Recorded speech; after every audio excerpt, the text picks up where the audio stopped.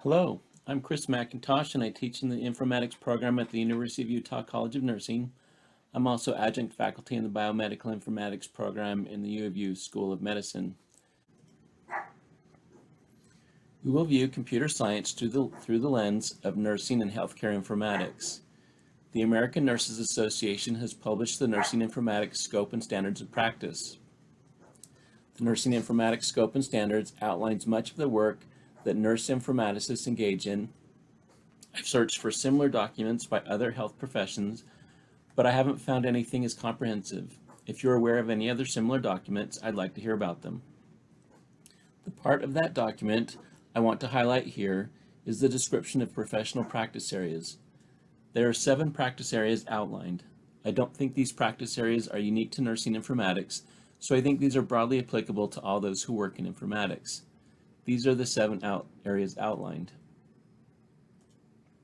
Management and Administration and Leadership, Clinical Informatics, Data Management and Analytics, Patient Safety and Quality, Research and Evaluation, Compliance and Integrity Management,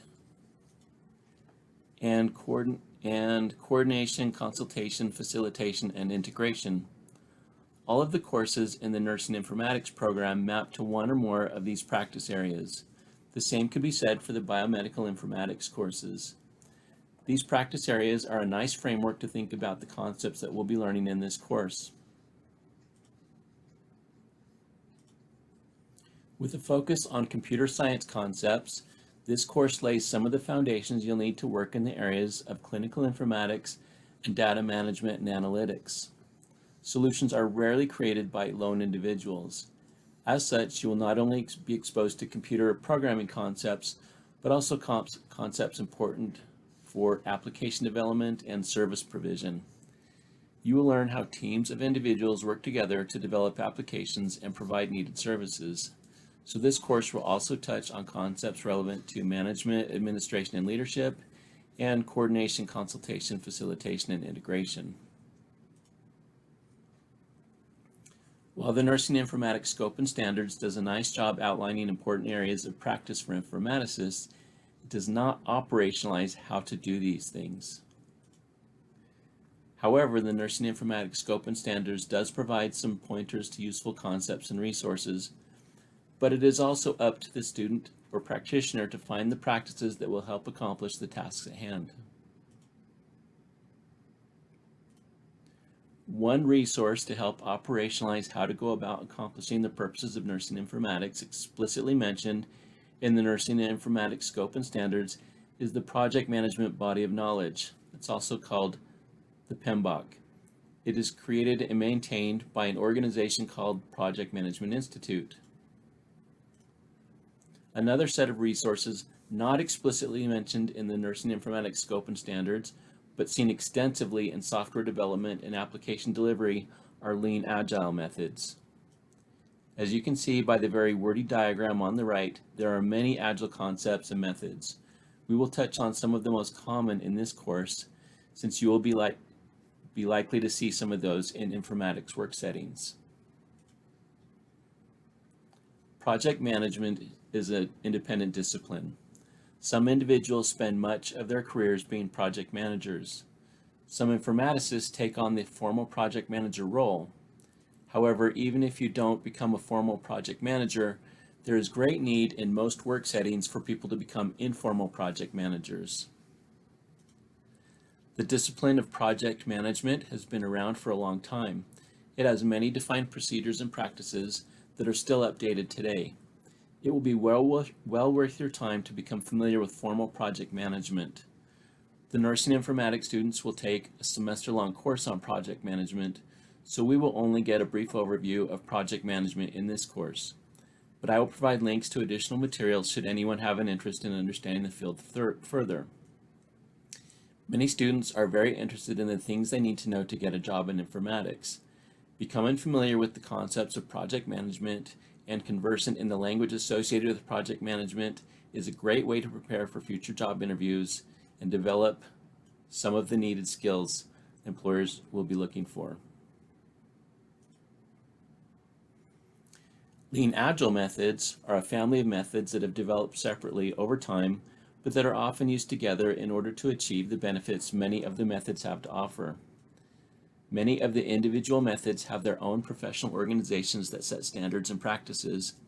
However, some of these methods have been assembled into larger frameworks by yet other individuals and organizations. We will take a look at some of the more common Lean and Agile practices and a couple of the most widely adopted Lean Agile frameworks so you have some familiarity. Scrum is a team-based approach to organizing work. Kanban is another team-based approach with the goal of optimizing flow through visualization. Lean grew out of manufacturing at Toyota. It focuses on providing value and eliminating waste.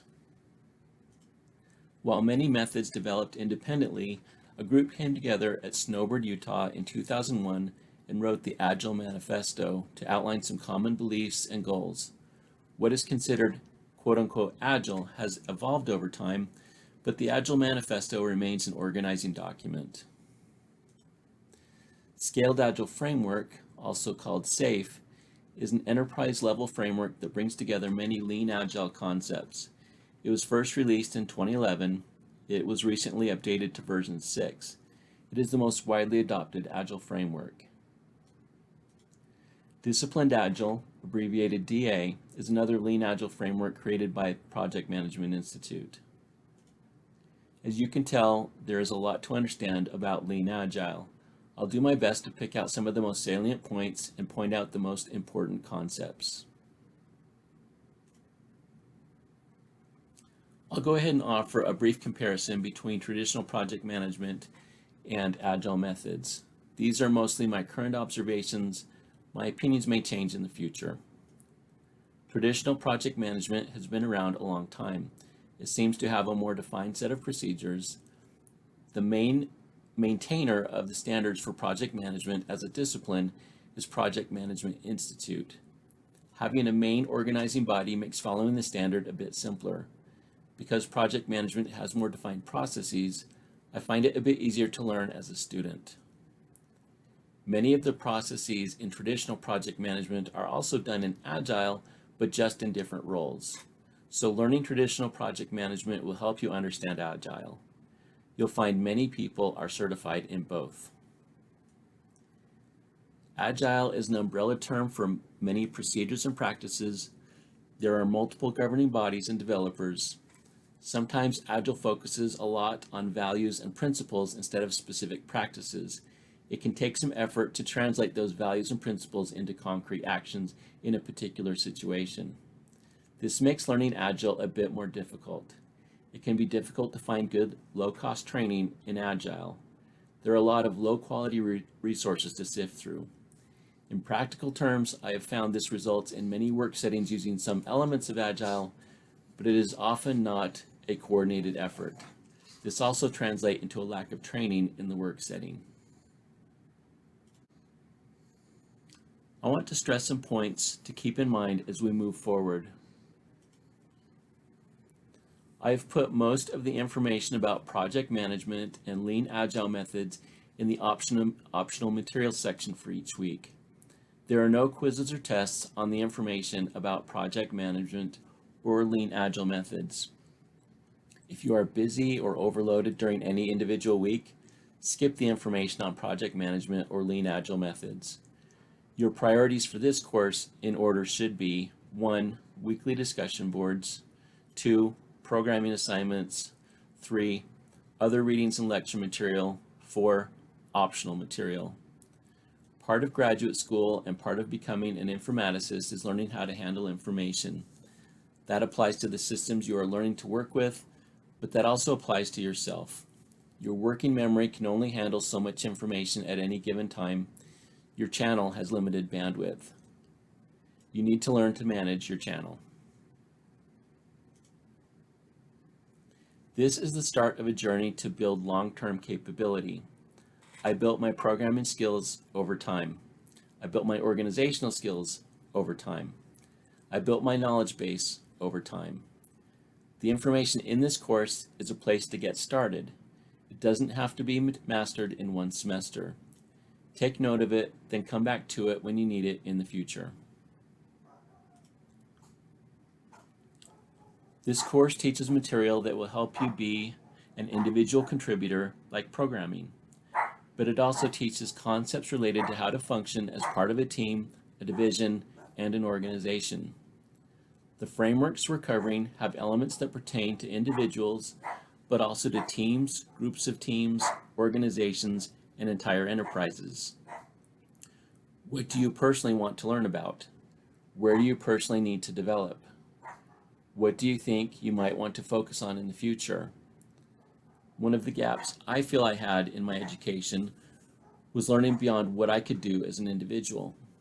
I was exposed to few concepts that helped me understand an organization as a whole. I think these frameworks can help you with that in the future if you take the time to understand them a bit now. When learning about these frameworks, break them down a bit. What parts do you think are relevant to the individual? What parts do you think are relevant to the team? What parts do you think are relevant to the enterprise? I'm exposing you to these concepts now because I think they can help you get jobs in the future. Spend some time as you're going through your degree programs to understand the frameworks you've been exposed to this semester. Go through and look up the words and terms you don't understand. What difficulties and problems are these frameworks designed to address? Your future employers will likely be struggling with some of these difficulties and looking for solutions. If you can talk intelligently about some of these issues, you will look good during job interviews and be able to find solutions when you encounter problems on the job.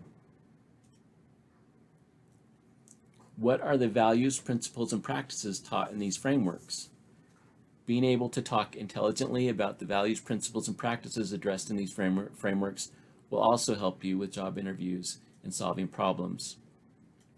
It may be helpful to think a bit about how values, principles, and practices help us solve problems. Practices are a predefined set of actions. When we encounter a problem, do we have any established practices we can use to address it? Principles are more general than practices. If we don't have an established practice to address a problem, can we use our established principles to try to create a solution? Values are more general than principles. If established practices and principles don't directly address a situation, can we come up with a solution that aligns with our values? You might consider eventually obtaining additional certifications. Those may help you build your resume. Even if you don't get formally certified, being able to understand and discuss the roles tailored for these certifications will help you land a job. CAPM is an entry-level certification in project management. Scrum Master is an entry-level certification in Agile. ACHIP is the AMIA Certified Health Informatics Professional. RNBC is the American Nurses Association Informatics Nursing Certification. I think these proprietary frameworks have some advantages and disadvantages. Some of the advantages may include these frameworks have been around for a while, they're actively maintained and updated, they seek and receive constant feedback from their users. These frameworks are worth paying attention to because they'll help you keep abreast of current developments. They span industries and professions and are widely recognized. Here are some of the potential drawbacks as I see them. Getting certified in some of these frameworks can be expensive. Be careful how you invest your money. Do your research first. The creators and practitioners of these frameworks don't always agree on the best way to do things. Sometimes these frameworks use different terms for the same concepts. That can be confusing. Because these frameworks span industries and professions, they may need to be adapted for a particular situation. There is constant evolution in these frameworks. Be prepared for occasional changes. That's all I have for this presentation. Here are the references. Thank you.